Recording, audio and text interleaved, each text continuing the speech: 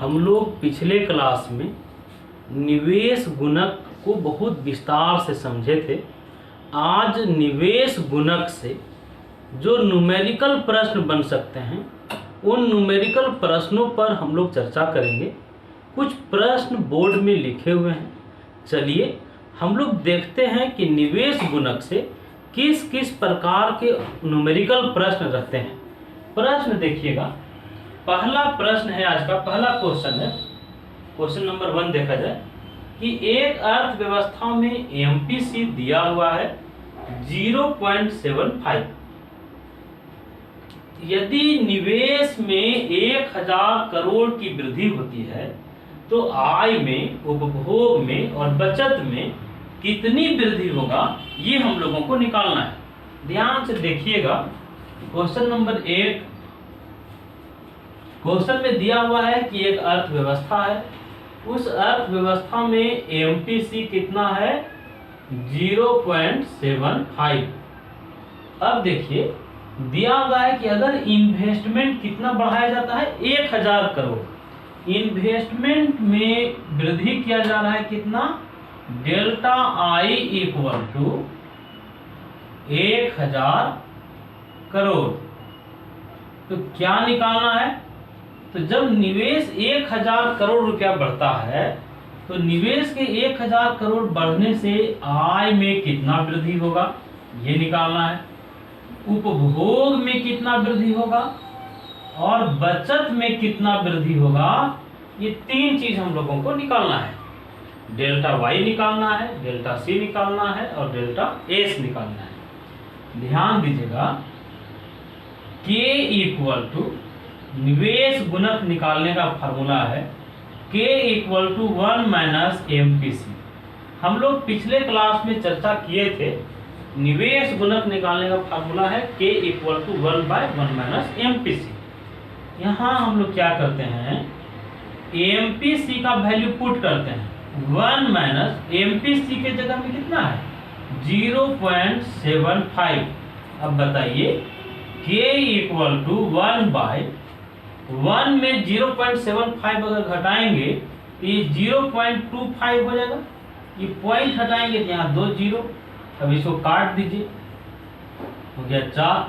तो k equal to हम लोग निकाल लिए 4। अब आगे ध्यान से देखिए,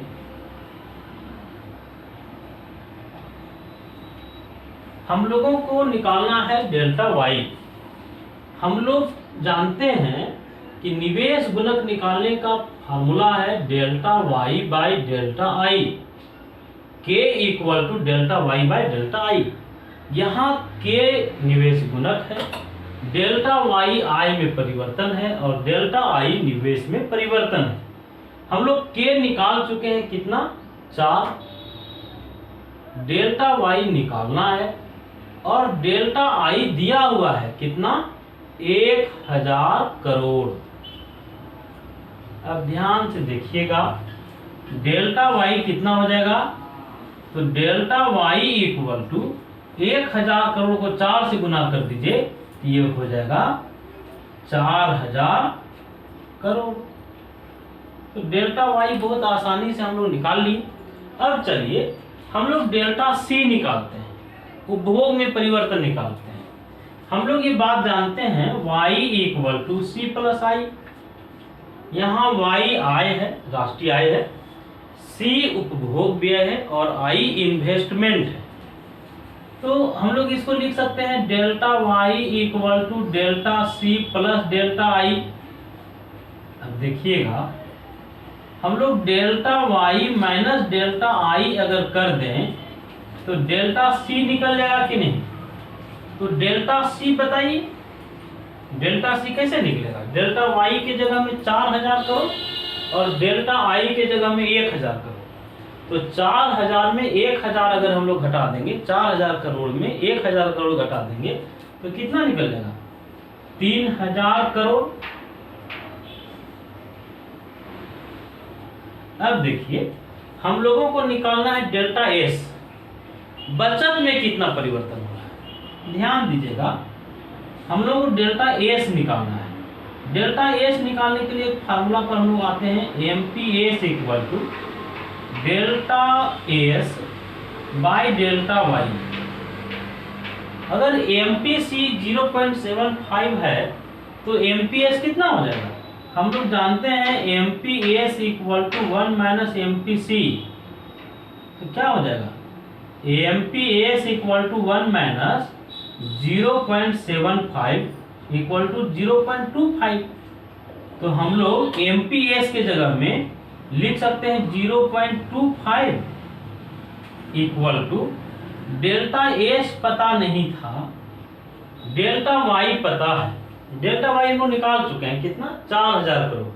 तो डेल्टा वाई के जगह में हम लोग 4000 करोड़ लिख दिए। अब ध्यान से देखिएगा, डेल्टा एस कैसे निकलेगा? डेल्टा एस इक्वल टू बचत में परिवर्तन कैसे निकालेंगे? हम लोग 4000 करोड़ को 0.25 से अगर गुना कर देंगे तो आ जाएगा 1000 करोड़। अब एक बात यहाँ हम लोगों को समझना है, हम लोग जानते हैं कि डेल्टा एस निकाल लिए, डेल्टा सी निकाल लिए और डेल्टा वाई भी निकाल लिए। यहाँ इसको निकालने का दूसरा भी तरीका है, दूसरे तरीके से भी इसको हम लोग निकाल सकते हैं। यहाँ ध्यान से समझिएगा, एक मिनट आप उतार लीजिए। अगर आप लोग उतारना चाहते हैं तो आप उतार लें। यहाँ हम लोग दूसरे तरीके से भी निकाल सकते थे, एक बार देख लें दूसरा तरीका क्या है निकालने का। हम हिंट कर देते हैं।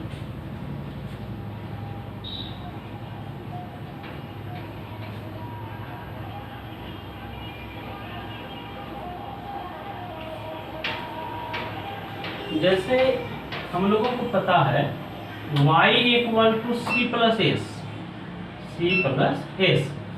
यहाँ c उपभोग व्यय है और s सेविंग है, बचत है। तो इसको हम लोग लिख सकते हैं delta y equal to delta C plus delta S. तो डेल्टा एस निकालने का एक तरीका ये भी हो सकता था, डेल्टा y में डेल्टा सी अगर निकाल देंगे तो डेल्टा एस निकल जाए। तो ऐसे भी आप निकाल सकते थे। अब चलिए हम लोग दूसरे प्रश्न को समझें, दूसरे प्रश्न को देखा जाए। कई बार इंटरमीडिएट के एग्जाम में ऐसे प्रश्न रहते हैं और कॉम्पिटिटिव एग्जाम में भी, टीजीटी पीजीटी के एग्जाम में भी ऐसे प्रश्न रहते हैं। जो दूसरा नंबर क्वेश्चन है ये यूपी टीजीटी एग्जाम में रह चुका है, पूछा जा चुका है ये प्रश्न। क्वेश्चन देखिए है, यदि एमपीसी और एमपीएस दोनों बराबर है तो गुणक निकालें। कितना सिंपल क्वेश्चन है। क्वेश्चन नंबर 2 देखिएगा, प्रश्न है कि एमपीसी और एमपीएस दोनों बराबर है। हम लोग एक बात जानते हैं कि एमपीसी और MPS equal, MPC plus MPS equal to 1। तो यहाँ प्रश्न है कि एमपीसी और एमपीएस दोनों बराबर है। दोनों बराबर होने का क्या मतलब है? दोनों कब बराबर होगा? MPC plus MPS equal to 1, और जब दोनों बराबर है इसका मतलब 0.5 ये होगा और एमपीएस भी 0.5 होगा। तो क्वेश्चन है कि यदि एमपीसी 0.5 है या एमपीएस 0.5 है तो गुणक निकालिए। देखिए बहुत सिंपल है, k equal to 1/1 minus MPC क्या हो जाएगा? 1/1 माइनस 0.5। तो k इक्वल टू 1/1 में 0.5 घटाएंगे 0.5 हो जाएगा। पॉइंट हटाएंगे तो यहाँ 0, 5 दूनी 10, कोई k इक्वल टू 2 निकल गया। अब देखिए ऐसे भी कर सकते थे हम लोग, k इक्वल टू 1/MPS। गुणक निकालने का ये भी फार्मूला है, k इक्वल टू 1/MPS। तो बताइए k अपने जगह में, 1/MPS के जगह में हम लोग डायरेक्ट लिख दिए 0.5, पॉइंट हटाएंगे 0, 5 दूनी 10। तो हम लोग देख लिए कि अगर एमपीसी और एमपीएस दोनों बराबर रहेगा तो गुणक कितना होगा? तो 2 होगा। तो हम लोग अभी तक 2 प्रश्नों को देख चुके हैं। अब तीसरा क्वेश्चन नंबर देखा जाए ध्यान से। क्वेश्चन नंबर 3, ये सारे प्रश्न बार बार पूछे जाते रहे हैं। क्वेश्चन नंबर 3 देखिएगा, बहुत सिंपल क्वेश्चन है। क्वेश्चन है, यदि निवेश में 200 करोड़ की वृद्धि करने से आय में 1000 करोड़ की वृद्धि होती है तो एमपीसी ज्ञात करें। क्वेश्चन दिया हुआ है कि अर्थव्यवस्था में यदि निवेश को 200 करोड़ रुपया बढ़ा दिया जाए, डेल्टा आई 200 करोड़ रुपया हो। यहाँ क्वेश्चन देखिएगा, यदि निवेश में 200 करोड़ की वृद्धि किया जाए तो आय कितना बढ़ जाता है, 1000 करोड़। डेल्टा वाई दिया हुआ है 1000 करोड़। निवेश हम लोग को फिर निकालना क्या है, तो आप बताइए एमपीसी क्या होगा। यही प्रश्न बड़ा सिंपल क्वेश्चन है। हम लोग गुणक निकालने का फार्मूला जानते हैं, के इक्वल टू जानते हैं delta Y by delta I. अब देखिएगा, के इक्वल टू डेल्टा वाई की जगह में कितना है, 1000 करोड़, और डेल्टा आई कितना है 200 करोड़। ये करोड़ और करोड़ कट गया, 2 0 कट गया, 2 5 10, तो के निकल गया 5। तो हम लोगों को एमपीसी निकालना है। हम लोग जानते हैं के इक्वल टू 1/1 माइनस एमपीसी। ये भी हम लोग यूज कर सकते हैं फार्मूला, या के इक्वल टू 1/MPS होता है, ये भी हम लोग जानते हैं। तो ध्यान से देखिएगा, जब के इक्वल टू 1/MPS होता है तो MPS इक्वल टू 1/K भी लिख सकते हैं। तो देखिए MPS इक्वल टू 1/5।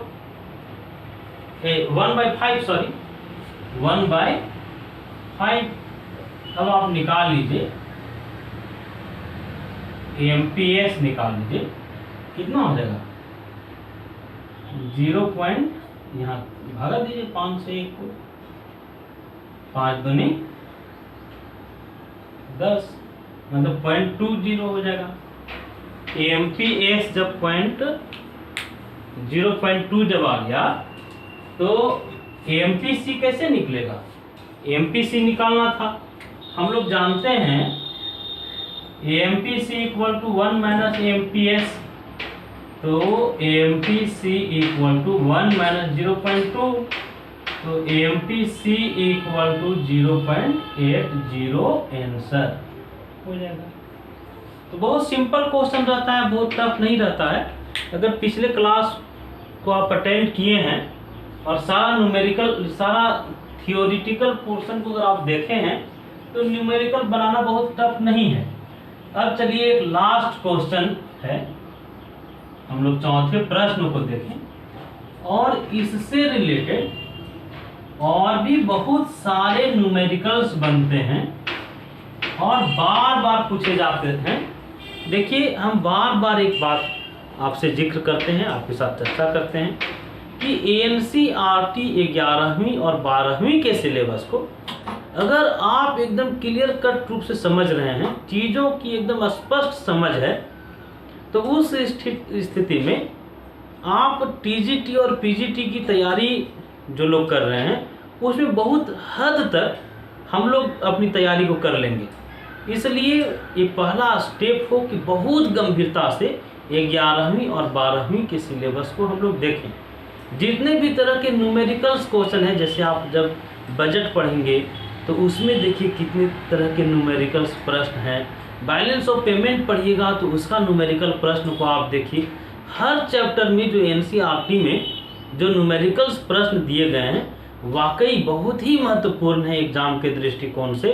तो किसी भी स्टेट की भी अगर TGT PGT की अगर आप तैयारी कर रहे हैं, केंद्रीय विद्यालय की तैयारी कर रहे हैं, तो NCERT का एकदम गहन मंथन ये बहुत ज़रूरी का चीज़ है।